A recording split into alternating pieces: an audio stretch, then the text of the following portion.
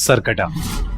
आपने सरकटा के बारे में कई कहानियां सुनी होंगी, मूवीज और टीवीज में देखा होगा, लेकिन इस वीडियो में हम आपके लिए बंगाल में घटी सरकटे की एक सच्ची कहानी लेकर आए हैं। दिवाकर बचपन से ही लखनऊ में पला बड़ा था और वो कई सालों बाद वापस अपने गांव जा रहा था, जो कि वेस्ट बंगाल और बांग्लादेश बॉर्डर के एक छोटे से कोने पर था।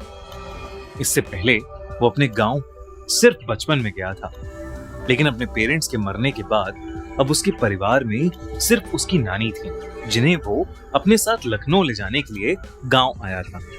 वो गांव के पास पहुंच तो गया, लेकिन वहां की मेन सड़क बारिश की वजह से खराब हो गई थी। उसने देखा तो पास में ही एक साइन बोर्ड था, जो कि जंगल के रास्ते से उसके गांव की तरफ इशारा कर रहा था। दिवाकर ने वो रास्ता तो ले लिया, लेकिन उसे नहीं पता था कि वो रास्ता लेना उसकी जिंदगी की सबसे बड़ी गलती बनने वाला है। शाम ढल रही थी और जंगल का वो रास्ता एकदम सुनसान था। पूरे रास्ते में बस उसके अलावा और कोई नहीं था। कुछ दूर जाते ही दिवाकर को अजीब सा भारीपन लगने लगा और उसे ऐसा महसूस हुआ कि कोई 10 फीट का आदमी एक झाड़ी के पीछे खड़ा उसकी तरफ देख रहा है। दिवाकर को लगा कि झाड़ियों में कोई जानवर होगा, तो वो थोड़ा तेजी से चलने लगा और तभी उसके पैरों के नीचे कुछ आया, जिससे वो लड़खड़ा कर नीचे गिर गया। जैसे ही उसने पलट कर देखा तो उसके रोंगटे खड़े हो गए। वो जिस चीज से लड़खड़ाया था वो चीज कुछ और नहीं बल्कि किसी इंसान का कटा हुआ सड़ा हुआ एक सर था। ये देखते ही दिवाकर वहां जोर से भागा और जैसे तैसे करके उस एरिया से निकलकर अपने घर पहुंच गया। उसकी नानी उसे देखकर बहुत खुश थी और साथ ही हैरान भी। खुश क्योंकि उन्होंने दिवाकर को कई सालों बाद देखा था, और हैरान क्योंकि उसके पूरे कपड़े कीचड़ में सने हुए थे। उसने अपनी नानी को बताया कि वो जंगल वाले रास्ते से आया और उसे वहां एक कटा हुआ सर दिखा। ये सुनते ही उसकी नानी का चेहरा एकदम सफेद पड़ गया। उन्होंने बताया कि वो जंगल का रास्ता गांव में कई सालों से सुनसान है, क्योंकि वहां स्कोंदो काटा यानी सरकटा रहता है। कहते हैं कि उनके गांव में एक लंबा चौड़ा पहलवान लड़का रहता था। एक दिन उसे एक लड़की से प्यार हो गया, और जब उसने उस लड़की से अपने प्यार का इजहार किया तो उस लड़की के परिवार वालों ने उसको बहुत मारा और उसकी बहुत बेइज्जती की। उस दिन के बाद से वो लड़का एकदम पागल हो गया और उसने अपने पागलपन में एक रात उस लड़की को जान से मार डाला। उस लड़की के परिवार वालों ने उसे ये करते हुए देख लिया और उस लड़के को जंगल में ले जाकर उसका सर काट दिया। उन्होंने उस लड़के के सरकटे शरीर को उसी जंगल में छोड़ दिया और कहते हैं कि तब से सरकटे की आत्मा अभी भी उस जंगल में भटकती है और वो अपने बदले की आग में जलता रहता है। कहते हैं कि अगर वो किसी को एक बार दिख जाए तो वो उसे भी मारकर सरकटा बना देता है। दिवाकर ये कहानी सुनकर चौंक गया था, लेकिन उसे इस कहानी पर विश्वास नहीं था। उसने अपनी नानी को कहा कि जो उसने जंगल में देखा वो कोई आत्मा नहीं थी, बस एक मरे हुए आदमी का सर था। उसके बाद वो नानी के साथ खाना खाकर सोने चला गया। जैसे ही आधी रात हुई, दिवाकर को सोते हुए ऐसा लगा कि जैसे कोई धीमी सी आवाज में उसे पुकार रहा है। उसने उठकर देखा तो उसके कमरे में कोई नहीं था। उसे लगा कि शायद उसकी नानी होंगी, पर जब वो उनके कमरे में गया तो वो गहरी नींद में सो रही थी।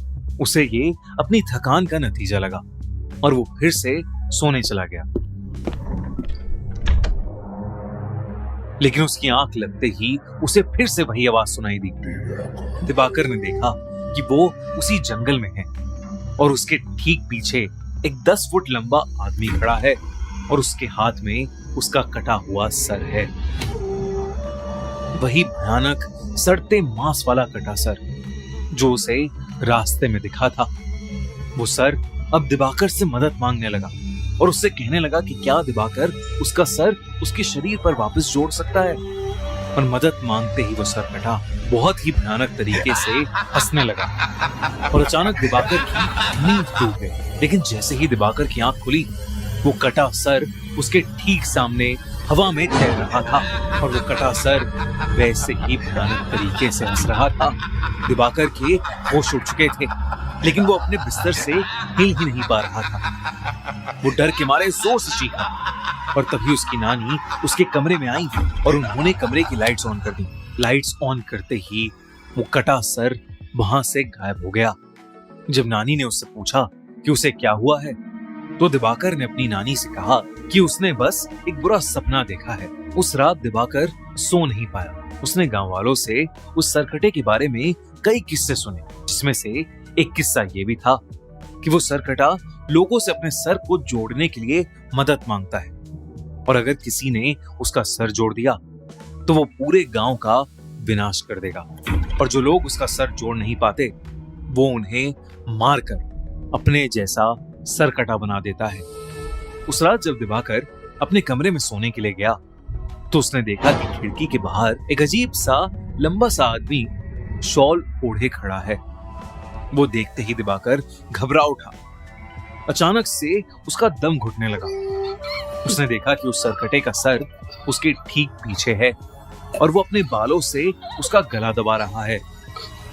इससे पहले कि वो कुछ कर पाता, उसे कमरे में एक तेज हवा का झोंका महसूस हुआ और वो एकदम से बेहोश हो गया। कुछ देर बाद जब दिवाकर की आंख खुली तो उसकी नानी उसके सामने थी।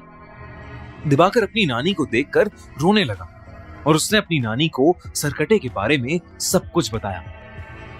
उसकी नानी बेहद घबरा उठी। दोनों ने डिसाइड किया कि वो सुबह होते ही उस गांव को छोड़ देंगे। उसकी नानी दिवाकर के कमरे में उसके साथ ही लेट गई। लेकिन कुछ ही पलों में जब नानी की आंख खुली तो दिवाकर बेड पर नहीं था। उन्होंने पूरे घर में उसकी तलाश की, लेकिन वो कहीं नहीं मिला। दिवाकर की नानी बहुत ज्यादा घबरा गई क्योंकि उन्हें डर लगने लगा था कि कहीं वो सरकटा उसे ले तो नहीं गया। उन्होंने गांव वालों से मदद मांगी और वो सब उसे ढूंढने में लग गए। जैसे ही वो जंगल में पहुंचे उन्हें किसी के जोर से गुर्राने की आवाज आई। तब उन्होंने देखा कि दिवाकर एक बड़ी सी तलवार लेकर खड़ा है। दिवाकर की आंखें सफेद हो चुकी हैं और वो गुस्से से गुर्रा रहा है, जैसे वो बिल्कुल पागल हो गया। दिवाकर की नानी ने उसे आवाज लगाई, लेकिन नानी की आवाज लगाते ही दिवाकर ने एकदम से अपनी तलवार से सबके सामने अपना सर काट लिया। ये देखते ही सब गांव वाले वहां से भाग गए और उसकी नानी वहीं जमीन पर गिरकर रोने लगी। सालों बाद किसी ने सरकटे के हाथों एक मौत देखी थी और इसीलिए उस घटना के बाद सभी लोगों ने उस गांव को हमेशा हमेशा के लिए छोड़ दिया। कहते हैं कि बंगाल में उन जंगलों में अब एक नहीं बल्कि कई सरकटे भटकते हैं, जिन्हें स्कोंदा कोटा या कोंदा कोटा भी बोला जाता है।